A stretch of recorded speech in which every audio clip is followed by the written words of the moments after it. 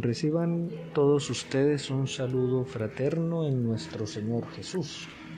Continuamos nuestra reflexión sobre la teología de los sacramentos, haciendo un pequeño resumen, una síntesis de lo que ya hemos tratado de meditar y reflexionar en los anteriores capítulos. Entendemos la experiencia de los sacramentos, que en sí mismos son símbolos, imágenes a través de las cuales se manifiesta como una realidad operativa el designio salvífico de Dios, o si queremos llamarlo de otra manera, el misterio de Dios, como habíamos meditado anteriormente. La Iglesia, cuando habla de los sacramentos, lo hace siempre denominando los signos que causan la gracia y establece una relación de causa a efecto entre lo significado por el signo y lo causado por el signo. De esta manera, los sacramentos, en cuanto son medios salvíficos que se le ofrecen al hombre dentro de la celebración litúrgica de la Iglesia, promueven en el hombre ese signo del don divino, y eso lo lleva a una participación y una comunión eclesial. Esto es, digamos, lo que nos vincula al cuerpo místico de Cristo. Entonces, si partiéramos de todos estos elementos y tuviéramos que formular una definición de sacramento, tendríamos que decir que es el signo divino puesto por Jesucristo en manos de la Iglesia para que lo administre al hombre en una función cultual y salvífica.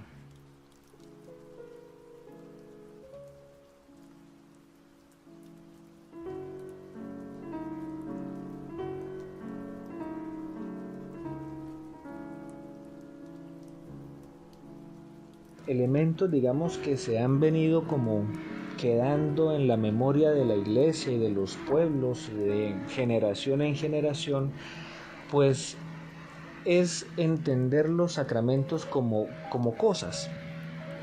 Yo en alguna ocasión, haciendo un pequeño paréntesis, decía que a lo largo de unos años en la Iglesia, pues en vista de esa necesidad de evangelización, de promover la fe cristiana católica, se comenzó a hacer un gran trabajo de unificación de términos, de criterios, de conceptos, de celebraciones, de sacramentos, de doctrina, y a la gente se le fue impartiendo una serie de elementos litúrgicos, dogmáticos, doctrinales, para que las personas fueran adhiriéndose más a la Iglesia y por ende pues todo su organismo familiar, y de ahí en adelante fueran ellos también transmisores de esos valores. Sin embargo, llegado un punto, llegado un momento,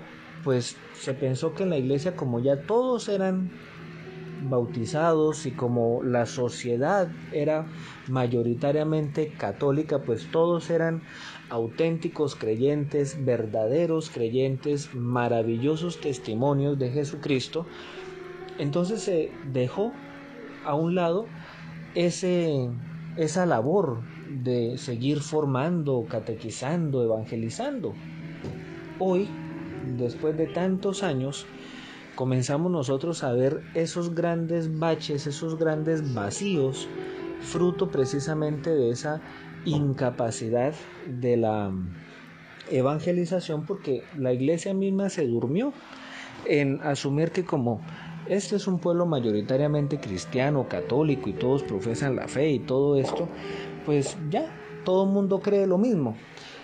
Y al abandonar la tarea apostólica, evangelizadora, misionera, pues hoy nos damos cuenta que lo que tenemos es un pueblo altamente mediocre, ignorante hasta decir no más, especialmente en todo lo que tiene que ver con la materia litúrgica, sacramental, doctrinal, de todo tipo, porque nos conformamos, o mejor dicho, nos confiamos en un saber de hace muchos años y ahora sí pues nos conformamos con eso. Entonces lo que les enseñaron a nuestros padres, que de pronto se transmitió de manera arcaica, incluso a veces hasta las patadas, lo recibimos nosotros de la misma manera o incluso peor, o de manera incluso hasta indiferente, sin darnos explicación de nada. Y de pronto así se están empezando a transmitir estos valores a los demás, a las nuevas generaciones que vienen. Entonces, uno de esos problemas es entender los sacramentos como cosas que nos llevan a nosotros a vivir una gracia espiritual. Pero ya, son cosas. Ese concepto, esto de lo que estoy hablando, no es una idea de la gente. Eso es algo que desde el siglo XII empezó a resonar cuando Hugo de San Víctor dio la primera exposición o expuso el primer concepto de sacramento. Él dijo que es un elemento corporal o material compuesto externamente con estructura sensible que representa algo en virtud de la semejanza que guarda con una realidad sobrenatural a la que significa desde la institución divina y que contiene alguna gracia invisible o espiritual. Entonces, en otras palabras, es un objeto, una cosa sensible que se asemeja a una disposición divina que da una gracia y se acabó. Entonces, como una cosa la utilizo, la instrumentalizo y la dejo después ya cuando no la necesito. Esto lamentablemente como que se quedó arraigado tanto en la iglesia que fíjese cuántos años, cuántos siglos han pasado y hoy seguimos pensando lo mismo. En otros espacios, en otras épocas, se ha llevado a una reflexión mucho más profunda, porque es que resulta que los sacramentos no son cosas, sino son acciones. Incluso mucho antes del siglo XII, mucho antes que se hubiera manifestado con Hugo de San Víctor esta primera conceptualización de los sacramentos, ya se entendía que un sacramento no es una cosa, sino es una acción. Por ejemplo, San Agustín, en la segunda carta a Genaro, él pone como ejemplo el sacramento del bautismo, y él dice que la ablución es donde se realiza la acción sacramental, pero que esta acción se hace a través de una presencia real del ministerio celebrado en la liturgia. O sea, no es una cuestión aislada, no es una cosa privada, no es algo que uno saca de una gavetica, la usa y vuelve y la esconde y ya y se va para su casa o lo que sea, o se va para la iglesia, sino que en el contexto, en el marco de una celebración litúrgica, las acciones sacramentales son las que, digamos, administran la gracia. Santo Tomás de Aquino sostiene que el sacramento radica, volviendo al ejemplo del bautismo, en la ablución, es decir, en la acción de administrar la materia, por lo tanto en la celebración. Cuando hablo de ablución, yo espero que me entienden, es cuando se le echa la agüita a la persona. Antiguamente era 3 veces, hoy no se hace de manera clara o específica 3 veces, pero se entiende que también es una ablución. Y con estas categorías, Santo Tomás define 3 elementos importantes. 1. Afirma que en el agua, materia del sacramento, se da una virtud instrumental en orden a causar la gracia.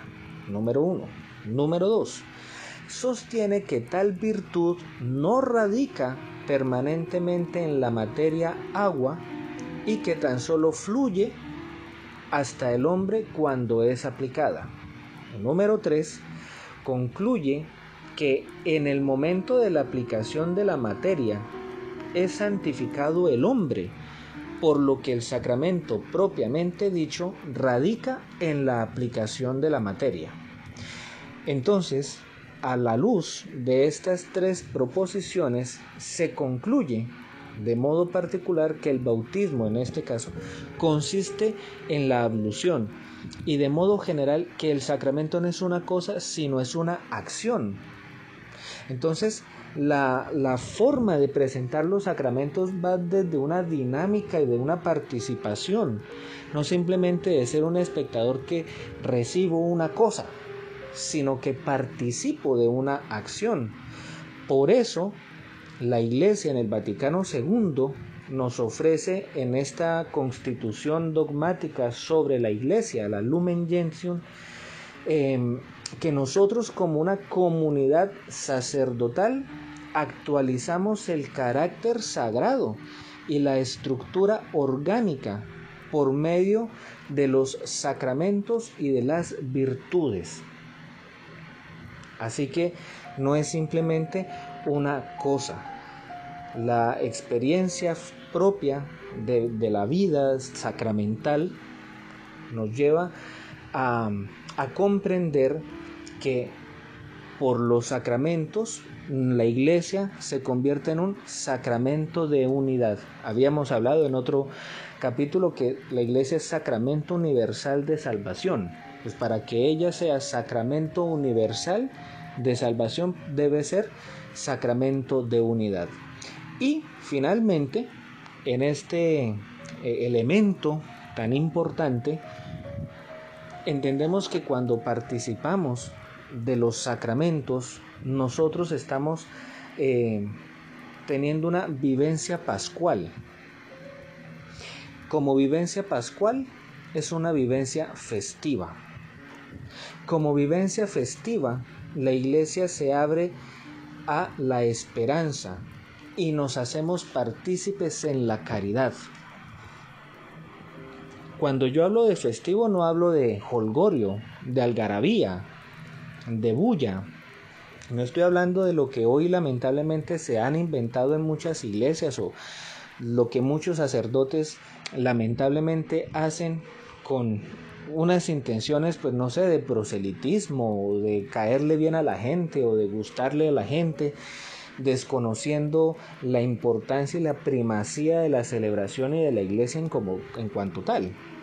Cuando hablo de festivo, de fiesta, estoy hablando del misterio pascual que estamos celebrando, de la alegría que todos cuando recibimos y participamos de un sacramento nos estamos llenando desde la vida pascual de Cristo, de una vida resucitada.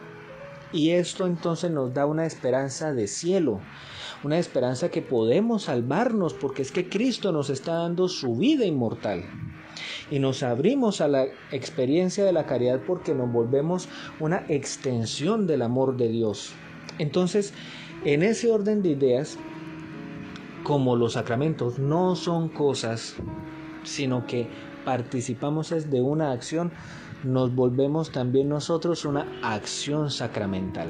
Porque si seguimos nosotros con el concepto de que sacramento como cosa, entonces pues yo también me vuelvo una cosa.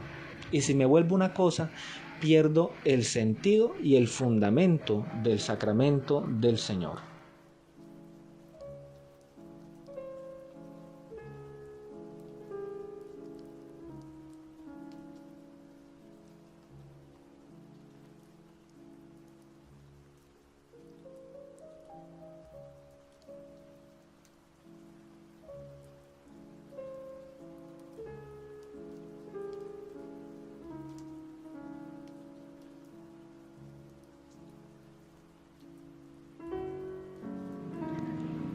Para continuar esta reflexión, nosotros entendemos que los sacramentos son acciones y nosotros nos hacemos acciones porque la Iglesia celebra los sacramentos porque cree en la palabra de Jesucristo y al mismo tiempo la obedece.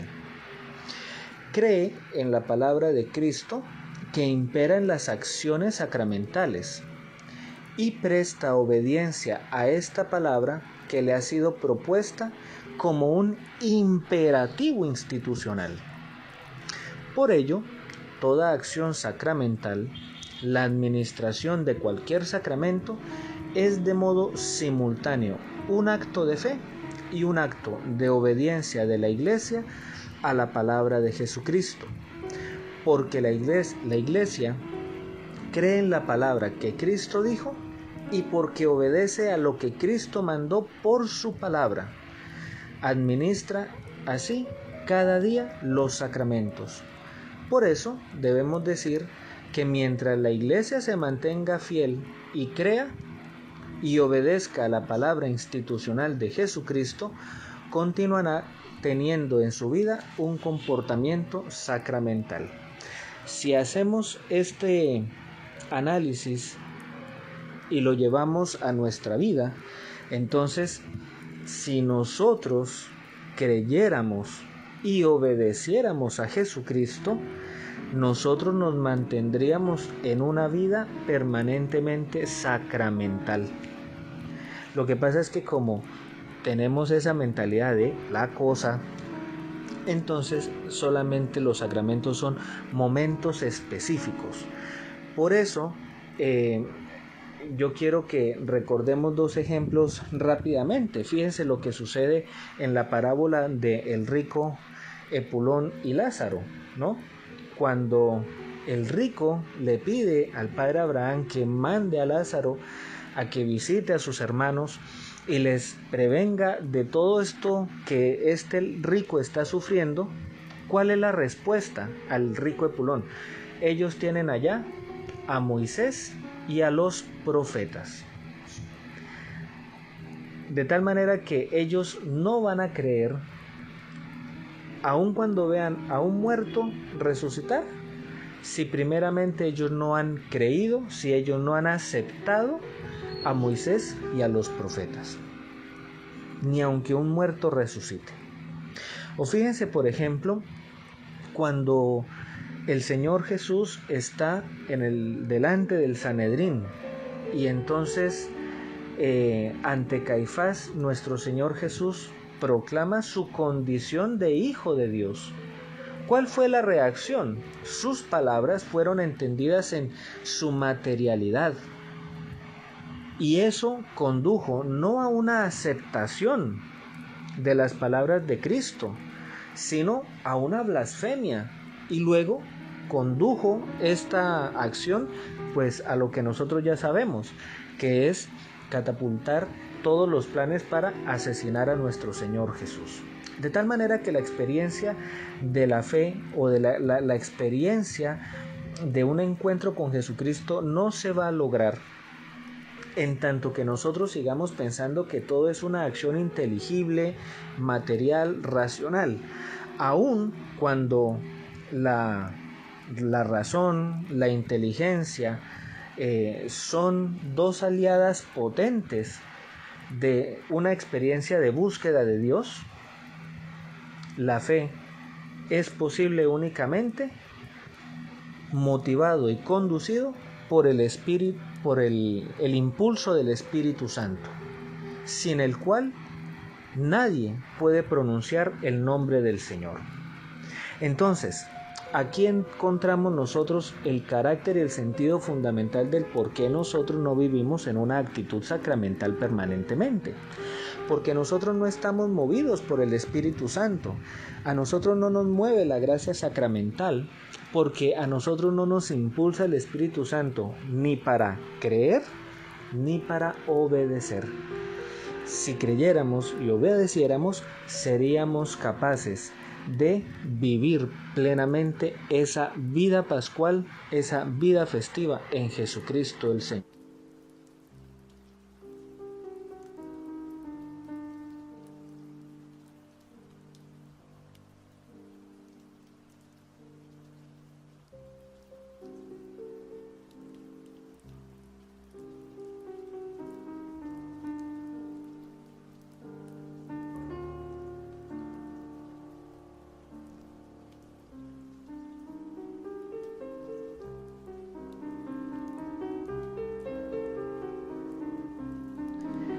Así, la Iglesia, reunida en la fe por la fuerza del Espíritu, al celebrar la palabra de Cristo en la acción sacramental, reconoce y proclama que la gracia causada por los sacramentos es siempre un don divino, que, como tal don, es concedido siempre por el Espíritu Santo. Por ello, la Iglesia, desde su estructura orgánica, invoca al Espíritu Santo para que el signo sacramental otorgue al hombre la eficacia que tiene asignada desde el momento mismo de su institución. El Espíritu Santo no puede faltar nunca en la vida litúrgica, en la vida de la Iglesia, en la vida sacramental y en la vida personal,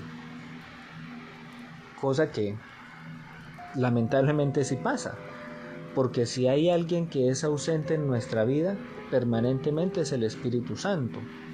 Y si nosotros fuéramos conscientes de esta realidad, pues cuando Cristo nos da a nosotros este don inmerecido de la redención, para que este acto de redención pueda ser efectivo en nuestra vida, se requiere de la fuerza del Espíritu Santo.